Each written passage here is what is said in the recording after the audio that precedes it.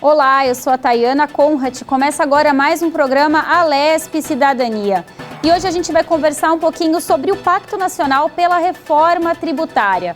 Por isso eu trago aqui no programa para conversar com a gente o doutor Alberto Macedo, ele que é doutor em Direito Econômico, Financeiro e Tributário pela USP, consultor também técnico da Anafisco e professor do INSPER. Trago também aqui para conversar com a gente o doutor Alfredo Portinari, ele que é presidente do Sinafresp, o Sindicato dos Agentes Fiscais e de Rendas do Estado de São Paulo, também auditor fiscal aqui no Estado de São Paulo desde 1998. Sejam bem-vindos, doutores, aqui ao nosso programa. É uma satisfação imensa poder conversar com vocês, né, sobre esse assunto tão importante. Muito obrigada, viu? Obrigado, Tatiana. É um prazer estar aqui com vocês.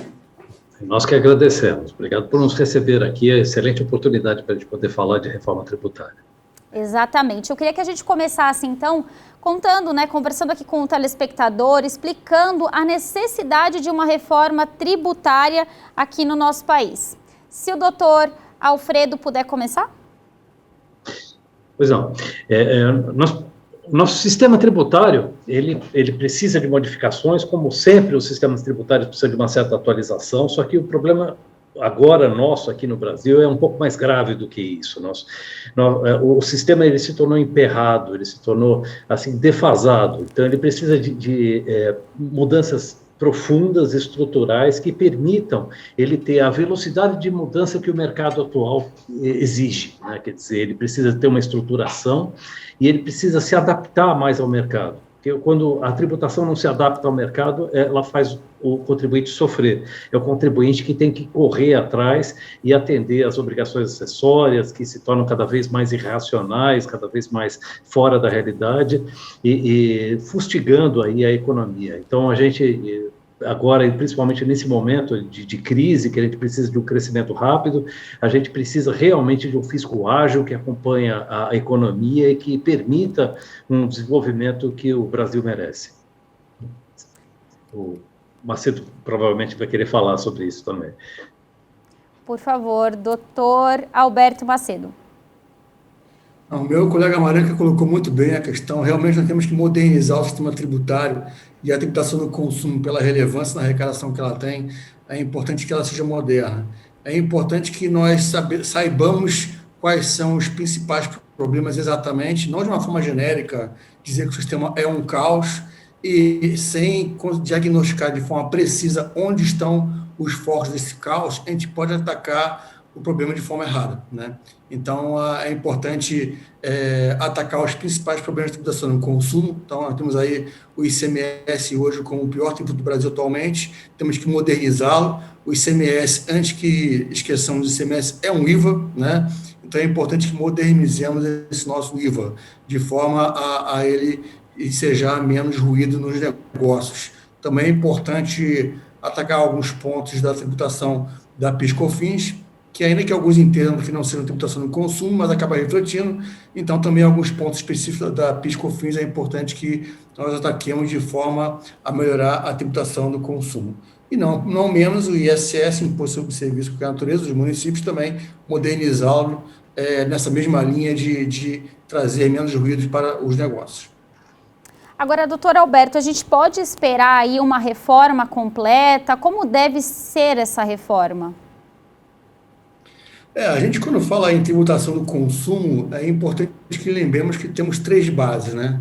A base consumo, a base renda, a base patrimônio, e podemos chamar a base salário também, né? Então, é importante que nessas bases ataquemos os problemas de tributação do consumo, como já colocamos aqui. É importante na renda e no patrimônio também combater a regressividade, né? É importante isso. É bom ressaltar que é importante que haja números concretos, ou seja, sistemas nacionalizados que possam aferir de forma mais real a economia e a tributação a partir da nacionalização dos sistemas do ICMS, do ISS, né, da própria PIS/COFINS, de forma a, em segundo momento, poder trabalhar aí até a redução da carga tributária do consumo, de forma a aumentar a carga numa linha de progressividade da renda e do patrimônio. Doutor Alfredo, se o senhor quiser complementar também. Então, quando a gente fala em alterar a tributação do consumo, né, quer dizer, a gente pensa em mudar basicamente a Constituição, porque, na verdade, a gente precisa de uma reforma da administração tributária, uma reforma do relacionamento do fisco com o contribuinte, e isso vai muito além de só um ramo dos tributos. Quer dizer, a gente tem os impostos sobre a propriedade, os impostos sobre o comércio, sobre o consumo, os impostos sobre folha de pagamento e sobre renda, né? E realmente os países emergentes, como o Brasil, eles têm a sua tributação basicamente sobre o consumo. Quase toda a nossa tributação é sobre o consumo. ISS, ICMS, PIS, COFINS e até o imposto de renda sobre o consumo, à medida em que ele é sobre o faturamento, ele não é sobre a renda, a bem dizer, só o imposto de renda propriamente dito é uma coisa muito rara, né? O que existe mesmo é a tributação do consumo. Então, e a reforma da administração tributária, a reforma da relação do contribuinte com o fisco, é uma coisa que tem que ser encarada desde já. Entende? Assim, não se trata só de simplificação, não se trata só de pegar uma coisa superficial e acessória do problema. Esse é o fulcro fundamental. E a única coisa que pode realmente nos permitir melhorar um pouquinho a informalidade e nos tornar um pouco menos emergentes, um pouco mais emergidos, né, um relacionamento melhor da administração tributária com o contribuinte, com uma racionalidade melhor com as obrigações acessórias. Agora, doutor Alfredo, né, a gente falando aí então dessa questão da prática de tributação, existe alguma prática internacional de tributação que possa ser copiada aqui no nosso país de forma íntegra ou parcial? Nossa, tem coisas maravilhosas aí pelo mundo, entende? Assim, em termos de administração tributária, até em termos de relacionamento com o contribuinte, em termos de proposta. Uma das coisas mais avançadas que existe hoje é o regime que a Estônia inventou, né? De ter um Estado totalmente digital e um imposto totalmente digital. Quer dizer, eles transformam o fisco, ele passa a ser um portal, né? Como esses portais que a gente usa, e-mail, tal, ele passa a ser um portal. A gente se relaciona com o fisco pelos celulares, pelos sites, etc. Isso aí é um ideal. É claro que a Estônia é um país pequeno e tem muita mobilidade por causa disso. É muito fácil, é muito mais simples você modificar quando você tem poucos parâmetros, né? Os Estados Unidos, por exemplo, têm enorme dificuldade nisso, mas eles também estão trabalhando muito nisso, para melhorar assim, a forma, em termos de informática até, né, do fisco se relacionar com o contribuinte, porque quando o contribuinte quer fazer uma inscrição, ele deveria ir num lugar único, não tem motivo para ele ter vários lugares da internet, um lugar para o município, um lugar para o estado, tal. Esse relacionamento, ele hoje é obrigatório, quer dizer, é uma coisa que é necessária para que a gente possa permitir a economia moderna entrar no país e se desenvolver aqui no Brasil. Você vê, há muita dificuldade, né, dessas empresas digitais, né, de trabalhar aqui no Brasil justamente por causa disso, né? Quer dizer, a gente tem um sistema arcaico, muito ainda, com a mentalidade fixa no papel, mesmo que a gente tenha transformado o papel em nota fiscal eletrônica, por exemplo, mas a mentalidade continua a mesma. A gente pega a nota fiscal eletrônica, imprime e trata da mesma maneira como a gente tratava a nota fiscal em papel. Então falta um pouquinho tirar isso tudo do papel e colocar na prática. A gente já tem, então, boas ideias? Doutor Alberto, se você preferir falar agora. Até complementando o que meu colega Alfredo colocou tão bem, de referências, há boas referências até no próprio Brasil, né? Então, você tem, por exemplo, a Nota Fiscal Serviço Eletrônica Nacional, em que a ABRASF, que é a Associação Brasileira das Secretarias de Finanças Capitais, onde eu lá represento também São Paulo, na Câmara Técnica Permanente, tem um projeto maravilhoso, Primeiro Mundo, no qual eu desenvolveu junto com a Receita Federal, está pronto para ser implementado no tocante ao comércio de serviços, né? Então, uma referência, nota totalmente parametrizada, e um padrão nacional nessa linha de modernização da administração tributária e da sua relação com os contribuintes, é fundamental isso. Então, referências como essa também tem que ser mais nacionalizadas no tocante ao ICMS também, no tocante aos tributos federais, né? Então, como o meu colega Alfredo colocou muito bem, essa modernização do fisco na relação dele com o contribuinte, e também isso passa por uma uniformização de cadastro, né? Nós também temos colocado isso na nossa proposta de uniformizar o cadastro. O contribuinte não tem que ficar entregando informações repetidas para os fiscos municipal, estadual e federal. E essa ideia de uniformização de cadastro e também de uma integração dos sistemas, não só no âmbito intermunicípios, mas também no âmbito interestadual e também no âmbito federal, e a integração, finalmente, dos 3 níveis, com esse cadastro único, por exemplo, é um caminho que temos que acelerar para poder trazer competitividade e melhoria do ambiente de negócios. Tá certo. Agora eu vou pedir para que os senhores, né, expliquem aí também para o nosso telespectador um pouquinho sobre a proposta de IBS amplo, né? Eu queria que os senhores explicassem aí de forma didática para o telespectador para entender o que seria realmente. Se o doutor Alfredo puder começar, e aí o doutor Alberto continua. A ideia de IBS amplo é uma ideia de você fazer uma agremiação, juntar todos os tributos sobre o comércio que hoje existem, né? Então, você tem uma diversidade de tributos, muito baseado na nossa ideia de direito tributário, de que todo tributo, para ele cobrar a mais, ele precisaria ter uma base de cálculo diferente. Então, a imaginação foi correndo longe, e a gente tem aí uma quantidade enorme de tributos que são praticamente o mesmo. Então, PIS e COFINS, vamos combinar, é o mesmo imposto, é o mesmo tributo, né? Então, a gente tem um monte de tributos, CSLL, eu tenho um monte de tributos que são diferentes uns dos outros por meras firulas, né, jurídicas, né? Quer dizer, então, aí existia essa ideia de juntar todos eles e fazer uma cobrança conjunta, né? Mas essa ideia de fazer a cobrança conjunta tem duas formas da gente fazer. Primeiro, a gente mudar a Constituição e unificar esses tributos da Constituição. E a segunda forma, que tem um pouco a ver com isso que o professor Macedo falou, da gente não valorizar o que existe aqui no Brasil, é a ideia simples nacional. Quer dizer, se a gente fizer uma forma de pagamento conjunto, coisa, e de tratamento conjunto desses tributos, mesmo que sejam tributos diferentes, para o contribuinte, ele está se lixando se esse produto tem, se tem 4, 5 tributos lá dentro. Ele paga numa guia só, trata tudo numa guia só, declara tudo de uma vez só, para ele estar resolvido o problema.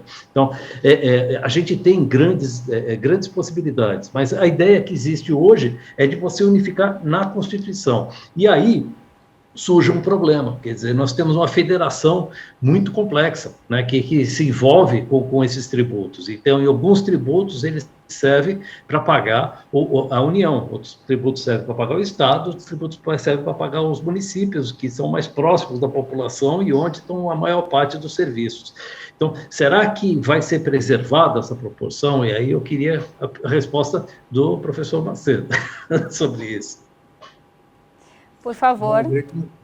Meu amigo Maranca, e continuando, eu acho que é importante a ideia de IBS amplo, como o Alfredo já colocou, né? A ideia de juntar vários tributos. Na PEC 45, procura juntar 5 tributos, PIS, COFINS, IPI, ICMS, ISS, né? E na PEC 110, 9 tributos, né? Além de PIS, COFINS, ISS, ICMS, ISS, juntar CSLL, IOF, salário, educação e de combustível. Ora, quanto mais tributo você junta num tributo só, maior tem que ser a alíquota desse tributo só, se você vai manter a carga, né? Então, isso já traz um problema, né? O próprio ministro da Economia, Paulo Guedes, mencionou que se o IBS amplo fosse implementado, a alíquota talvez chegasse a 34%, né? Isso, quanto mais alto a alíquota num tributo só, isso estimula a sonegação e fraude, né? Então, é importante... a ideia de um IBS amplo, como essas PECs venderam já faz aí 3 anos, venderam com uma ideia de que a complexidade do sistema decorre do número de tributos que se tem. Então, junto a tributos federal, estadual e municipal num só, vai reduzir a complexidade. Na verdade, essa premissa é falsa. É falsa porque não é a separação desses tributos entre os 3 níveis de federativos que está gerando essa complexidade. Só para dar exemplo, 70% do contencioso de 5,4 trilhões de reais, a culpa é de tributos federais. E a RPJ barra CSLL, né, que é como se fosse a RPJ, PIS, COFINS e contribuições previdenciárias, né? Então, temos que, na parte subnacional, a CMS é o que tem que ser mais consertado, vamos colocar assim. Então, na verdade, não é porque estão separados que geram problemas. Eu cito só o principal problema. É porque nós não temos um ICMS no Brasil. Nós temos 27 ICMS no Brasil, não integrados entre si, nem em termos de legislação e nem em termos de sistemas, né? E as operações só acontecer são interestaduais muitas vezes, né? Então, como eu falei no início, né? Achar realmente os pontos focados em problemas e atacá-los. E não dizer que vai juntar vários tributos em um só, e isso vai simplificar, o que não é verdade, porque esse único tributo teria que ser compartilhado em termos de competência, em termos de governança, entre União, Estados e municípios. E aí, de novo, você tem que criar um comitê gestor nacional desses 3 níveis federativos, num ente só, um comitê no qual passaria uma arrecadação de mais de R$1 trilhão, concentrando mais ainda poder nas mãos da União e, com isso, enfraquecendo a federação, enfraquecendo aqueles que executam as políticas públicas, que são os estados e principalmente os municípios. Agora, no ano passado, o governo federal também enviou, né, uma proposta lá para a Câmara dos Deputados sobre o CBS. Eu queria que vocês também explicassem um pouquinho o que é essa proposta para o nosso telespectador. Por favor, doutor Alfredo. A ideia da CBS envolve fundir o PIS e o COFINS, que nunca deveriam ter sido separados. Eles sempre tiveram essa vocação de ser o mesmo tributo, né? Tem histórias entrelaçadas e até as duas leis, do PIS e COFINS, elas são praticamente idênticas, quer dizer, isso é uma coisa que tinha que ser feita mais cedo ou mais tarde, porque não faz o menor sentido você ter uma legislação separada para o PIS e para o COFINS.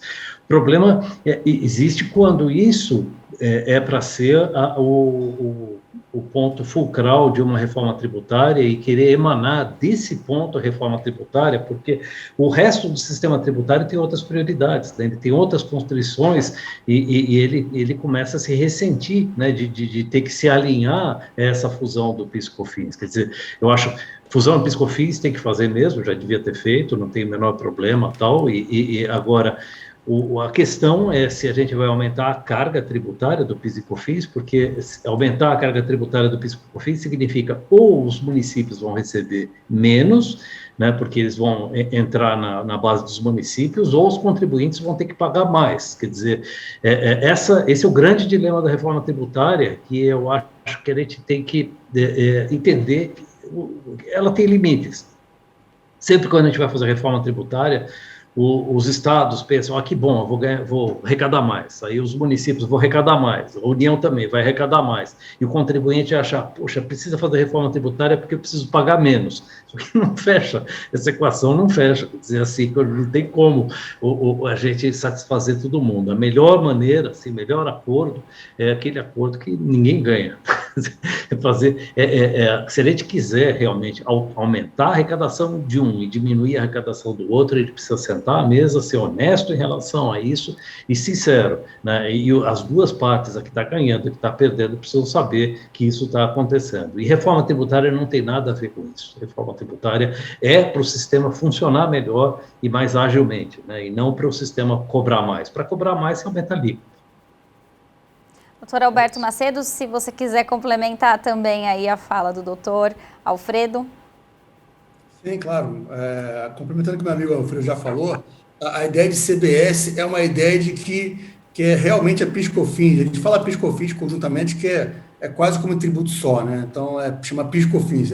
São dois tributos, PIS e COFINS, mas na prática é quase como se fosse um só. E a ideia é basicamente acabar da CBS, né, que é o PL 3887 de 2020. É acabar com uma diversidade de regimes, diversas formas de fazer cálculo distintas da normal, para diversos setores econômicos, e também combater aí a problemas de contencioso em relação ao creditamento, ao sistema não cumulativo da PIS/COFINS, né? E o problema é que a CBS, o Alfredo já citou, ela traz aumento de carga tributária. Ela busca uma alíquota de 12%, né? Lembrando que hoje a PIS/COFINS tem duas alíquotas gerais, uma no regime cumulativo, que basicamente é a alíquota vezes faturamento igual a valor a pagar. É um regime simplificado de apuração. A alíquota 3,65, e o regime não cumulativo, que é aquele que a empresa, na saída, na receita que ela tem, ela consegue abater o tributo correspondente à despesa que ela teve, né, de insumos, né, e aí chegar ao valor final, e a alíquota não cumulativa é 9,25. E a CBS pretende uma alíquota de 12%, praticamente para todo mundo, e jogar todo mundo no regime não cumulativo, que, por sua natureza, ele tem que apurar débito e crédito, ele é mais complexo, tem maior complexidade de apuração, é mais suscetível a erros na hora de calcular, né? Então, o problema da CBS, e ela quer acabar com o regime cumulativo, exceto para alguns setores muito específicos, como, por exemplo, bancos, né, que teria uma alíquota de 5,8%, né? Mas, e aí o problema é que traria uma maior aumento de carga tributária, porque joga em setores que hoje pagam no regime cumulativo simplificado, uma alíquota de 12%, na qual esse pessoal não teria muito insumo a se acreditar, mormente o setor de serviços, né? Então, traria mais complexidade para esse pessoal que está no regime que hoje é simples. Lembramos que o contencioso da PIS/COFINS ele está concentrado na PIS/COFINS não cumulativa, e não na cumulativa. E no sistema simplificado de PIS/COFINS cumulativa, estão nada menos que 93% das empresas do país. Então, é importante perceber que a CBS, ao trazer essa ideia de um mini IVA, vamos colocar assim, um mini IBS, né, porque seria só federal, de novo, naquela lógica que o tributo IVA seria melhor, na verdade, traz N outros problemas, quando o ideal seria atacar pontualmente os principais problemas da PIS/COFINS. Tá certo. Doutor Alberto Macedo e doutor Alfredo, eu vou fazer um rápido intervalo e a gente volta já já para continuar debatendo aí essa questão da reforma tributária. Até já.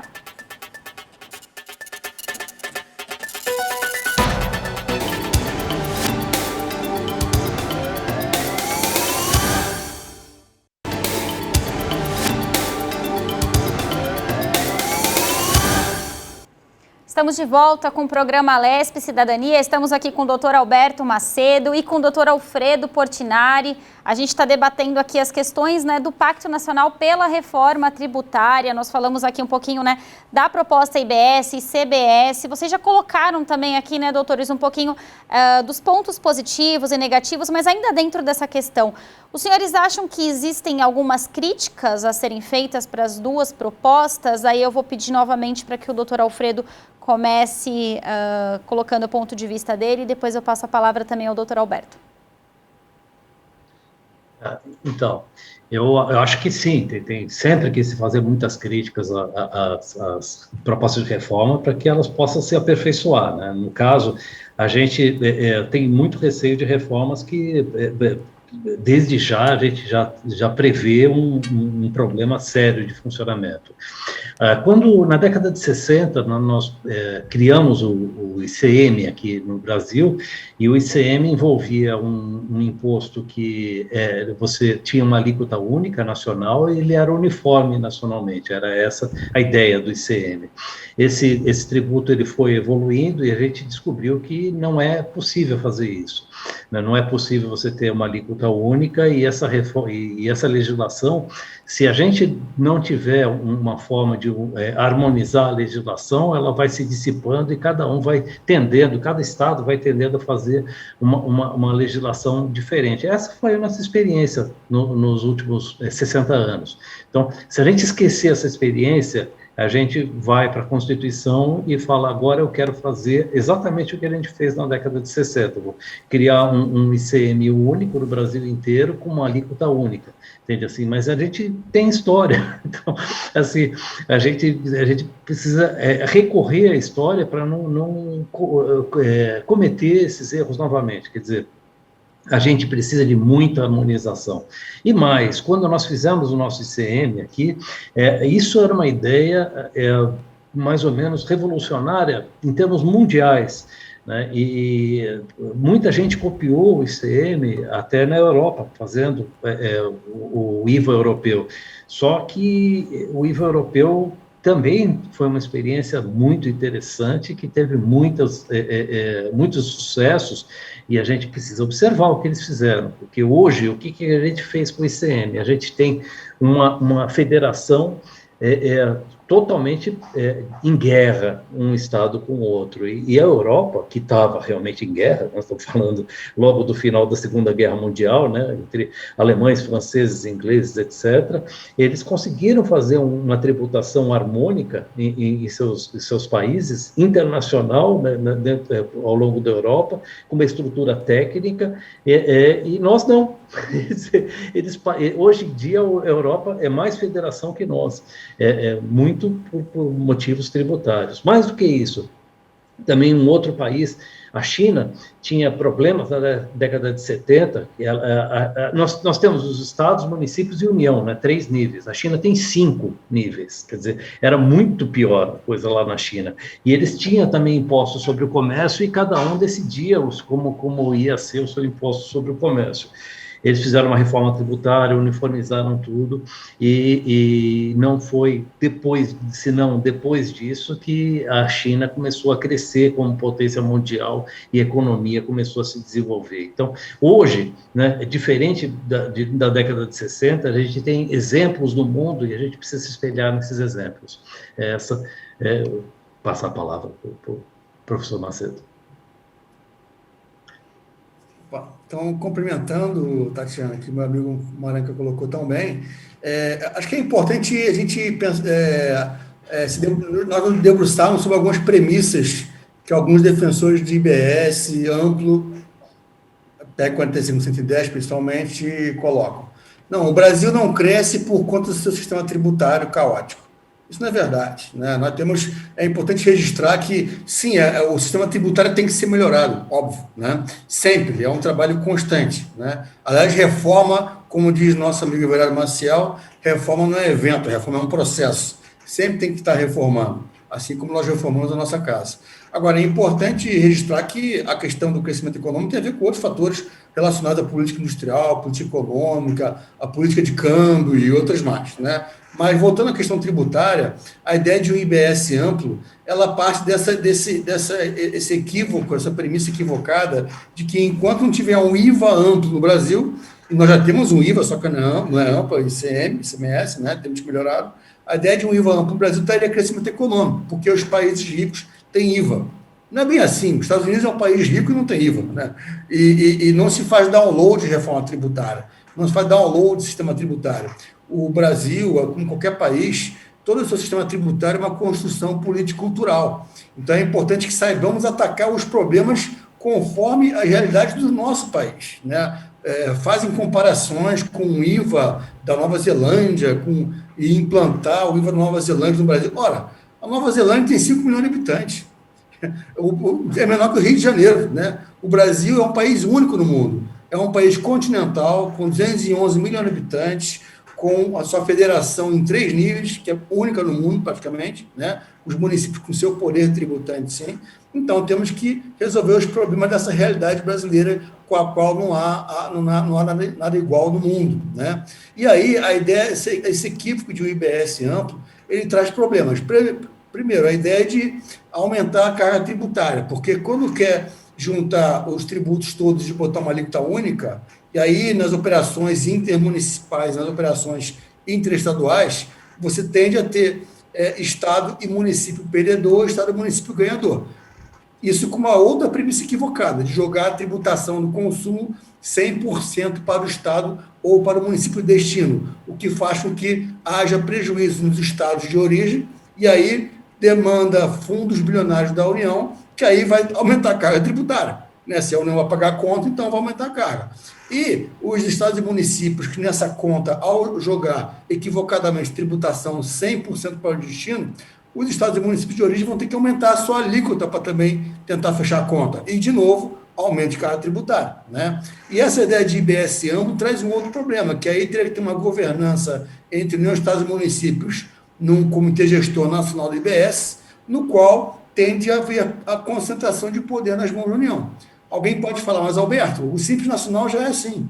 Sim, eu e o Maranhão trabalhamos no Simples Nacional. A diferença é que o Simples Nacional, a arrecadação que passa lá por ano é de 100 bi, enquanto nesse eventual Comitê de Gestão Nacional do IBS passaria mais de R$ 1 trilhão. Óbvio que as relações de poder seriam outras, tendendo-se a se concentrar mais poder nas mãos da União e enfraquecendo a federação, enfraquecendo estados e municípios. O outro ponto que é importante, aliás, a PEC 110 sequer permite aos municípios definir a alíquota desse tal IBS, ou seja, aí realmente feriria totalmente cláusula pétrea, né? E a CBS, um problema que a CBS traz, já falei aqui, a ideia de aumento de carga tributária, né? Ela atinge muito o setor de serviços e que em regra tem pouco insumo a se acreditar, jogando num complexo sistema não cumulativo, né? Ela aí tende a aumentar a desigualdade social pelo aumento de custo da saúde e na educação, né? Um aumento evidente para diversos setores de serviços que estão prestados diretamente ao cidadão, como telefonia, internet, voos domésticos, transporte coletivo rodoviário, serviço de tecnologia da informação, acaba atingindo a empregabilidade, né, por conta desse aumento de carga, tende a haver mais desemprego, e também atinge os municípios, porque como os municípios consomem muitos serviços, eles vão ter as suas despesas correntes aumentadas, né, com esse aumento da CBS, assim como o IBS, né? Lembrando que aumentaria também o custo dessa CBS para a esmagadora maioria das empresas que hoje estão num regime que não gera contencioso, é um regime que não tem contencioso, que é o regime simplificado cumulativo da PIS/COFINS. Também a CBS, ela prejudicaria o Simples Nacional. Por quê? Porque quando ela é um sistema não cumulativo que abate o imposto da operação de entrada na empresa, ora, como o Simples Nacional é menos onerado, a tendência é que a empresa no CBS tenda a buscar fornecedores que lhe deem mais crédito de tributo na operação de entrada. E aí a empresa do Simples vai ser prejudicada perdendo clientes, né?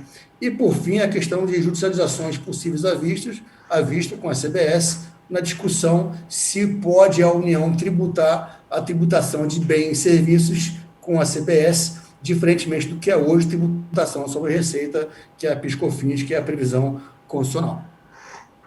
Tá certo. Agora, doutor Alberto, né, a gente sabe aí que o Pacto Nacional pela Reforma Tributária começou e teve origem, né, na proposta do Simplifica Já. Por isso eu acho importante a gente também explicar para quem está em casa como surgiu o Simplifica Já, lembrando, né, que o senhor doutor Alberto Macedo fez parte do comitê de criação, né, da proposta Simplifica Já, e o doutor Alfredo Portinari também é da equipe técnica, né, do Simplifica Já. Então eu queria, doutor Alberto, que o senhor começasse explicando e aí depois a gente passa a palavra também ao doutor Alfredo.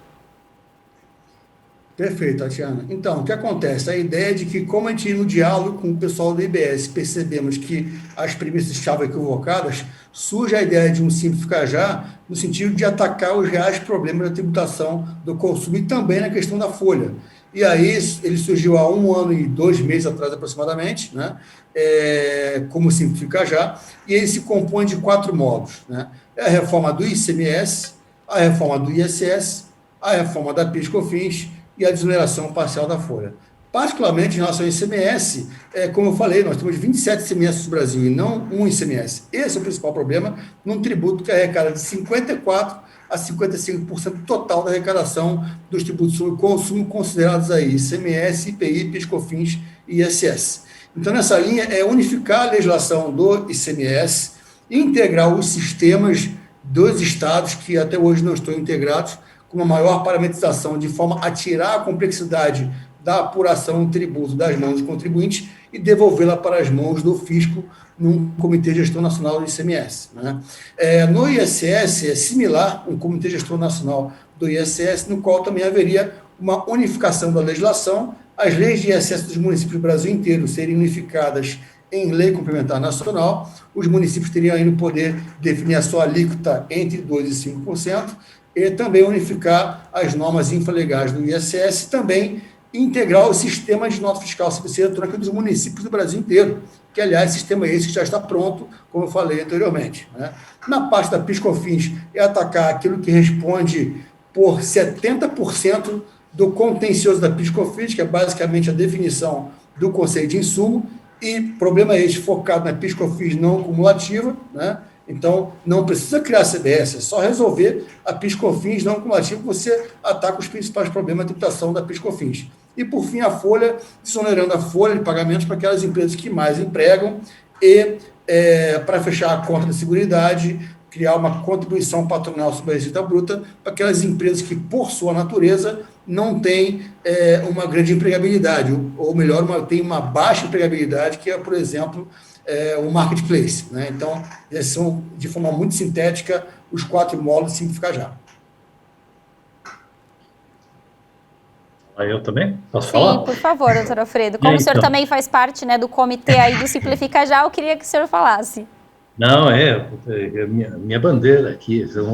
Tem alguns elementos aqui, principalmente um elemento básico, eu acho, do Simplifica Já, que eu acho que ele é revolucionário em termos de reforma tributária, porque a gente sempre pensa em reforma tributária como uma coisa que vai mudar tudo.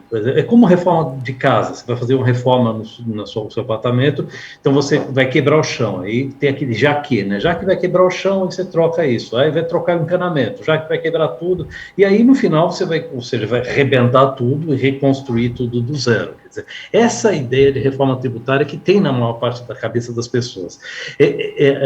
Os construtores do IVA europeu, os 3 franceses, os 3 técnicos franceses que construíram o IVA europeu, escreveram um livro, um pseudônimo, dizendo sobre essa experiência, e eles falam, meio em tom de brincadeira, isso. A primeira tendência é essa, você achar que você vai fazer uma reforma, depois você descobre que isso não é possível, que você vai passar a sua vida inteira fazendo reforma e dando acertos no sistema.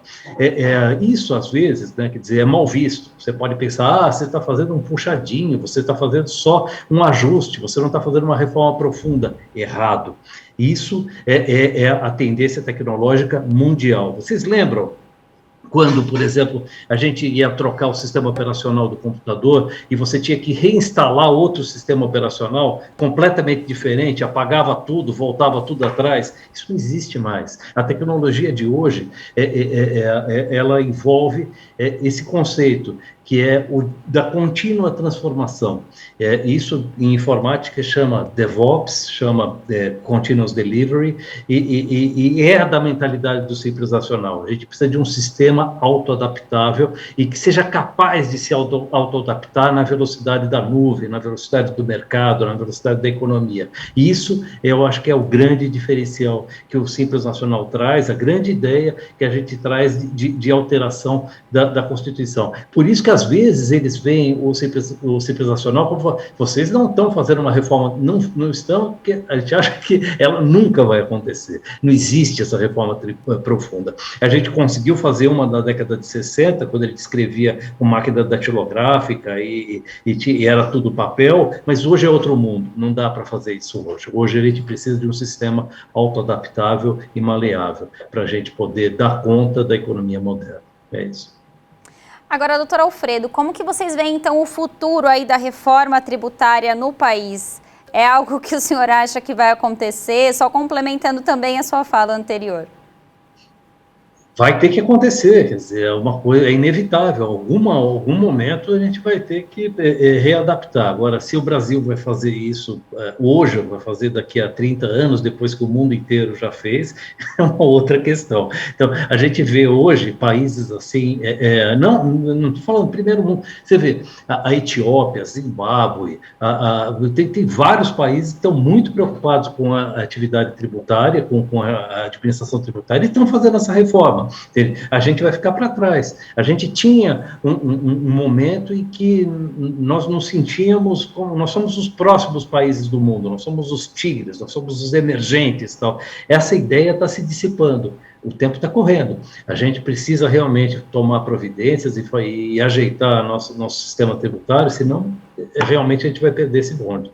Eu realmente não tenho como prever o futuro, mas eu espero que o Brasil consiga fazer isso logo, e nós estamos trabalhando para que ele consiga. A gente acha que é possível fazer ainda esse ano, se for desejado, uma reforma tributária que possibilite a gente começar a trabalhar com uma nova velocidade de transformação no sistema tributário e na administração tributária brasileira, e com mais harmonia. entre os entes, mais harmonia entre estados e municípios, entre estados, União e estados, e eu acho que o Congresso Nacional tem um papel muito importante para desempenhar nesse desafio, e ele está disposto a assumir esse desafio.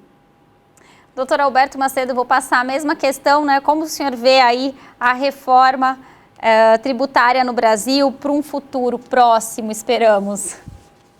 Tatiana, eu acho que a própria ideia do Simplificar Já, por ser uma proposta, como disse Guilherme Fifo Domingos, pé no chão, né, uma proposta para resolver os problemas reais, ela tem grande chance, porque e até por ser modular também, veja, o Congresso, o presidente da Câmara, deputado Lira, ele comentou do fatiamento da reforma tributária, parte na Câmara, parte no Senado. Ora, o Simplificar Já são fatias também. Os módulos são fatias, né? Então, podem muito bem ser desacoplados como peças de Lego, e parte vai para a Câmara e parte para o Senado e depois troca. Então, até nisso, o Simplificar Já ele é mais factível de resolver os reais problemas, não querer fazer de reformas disruptivas sem dados econômicos e, dessa forma, entregar realmente melhoria no sistema que vão trazer ganho de produtividade para o país. Então, a gente vê essa factibilidade justamente pela proposta Simplificar Já ser uma proposta pé no chão, uma proposta que ela, diferentemente das demais, que procuram transferir carga entre setores econômicos, né? E transferir carga entre entes federativos, o Simplificar Já não adota essas premissas. A premissa é realmente simplificar o sistema, né? Não transferir carga entre setores, e nessa linha, essa simplificação, ela ser realmente o mote principal. E nessa linha tem tudo para avançar, dado que é uma proposta equilibrada e que, diferentemente das demais, não gerou guerra entre setores. Pelo contrário, em 1 ano e 2 meses, angariou de 4 agora a 120 apoiadores de todos os setores da economia, comércio, serviço, setor público e indústria. Então, levar isso cada vez mais adiante e mostrar que é uma proposta pé no chão e que entrega o que se quer para o Brasil, que é eficiência, que é equidade, que é transparência e simplicidade. Tá certo, a gente está chegando aqui aos minutos finais do nosso programa. Eu já queria agradecer aí o doutor Alfredo Portinari e também o doutor Alberto Macedo pela presença aqui no nosso programa para debater um assunto que é tão importante, né? Falar um pouquinho também do Simplificar Já, falar desse Pacto Nacional pela Reforma Tributária. Queria deixar aí também um minutinho, caso vocês queiram, né, deixar aí as considerações finais de vocês sobre o Simplificar Já também. Deixa a palavra primeiro para o doutor Alfredo. Então, é um apelo, né, a toda a comunidade tributária brasileira que a gente precisa começar essa reforma tributária. Não tenho medo de fazer o início da reforma tributária, não tenho medo de completar pelo menos uma parte da reforma tributária, mas a gente não pode ficar esperando a reforma redentora que vai resolver todos os nossos problemas. Isso aí é um luxo ao qual o Brasil não pode se dar. A gente precisa fazer a reforma tributária já. Essa a nossa mensagem que eu queria passar para o Macedo. Bom, corroboro o que o meu amigo Maranca falou, e basicamente a ideia de que precisamos dialogar e, nesse diálogo, avançar naquilo que é consenso. O Simplificar Já ele mostrou o consenso, ao não gerar guerra entre setores, né? Ele ali está trazendo realmente o consenso entre diversos atores da sociedade, da economia, de forma a avançar em muito numa entrega de algo que é bom para o país. Então, a gente faz o apelo de forma a cada vez mais alcançar, né, a mente dos parlamentares, de forma a convencê-los nesse caminho correto de reforma tributária. Obrigado. Tá certo. Muito obrigada, doutor Alfredo e doutor Alberto. Até uma próxima oportunidade. Obrigado. Esse foi mais um programa Alesp Cidadania. Para você rever esse programa, acesse a nossa plataforma no YouTube da Rede Alesp. Muito obrigada e até um próximo programa. Tchau, tchau.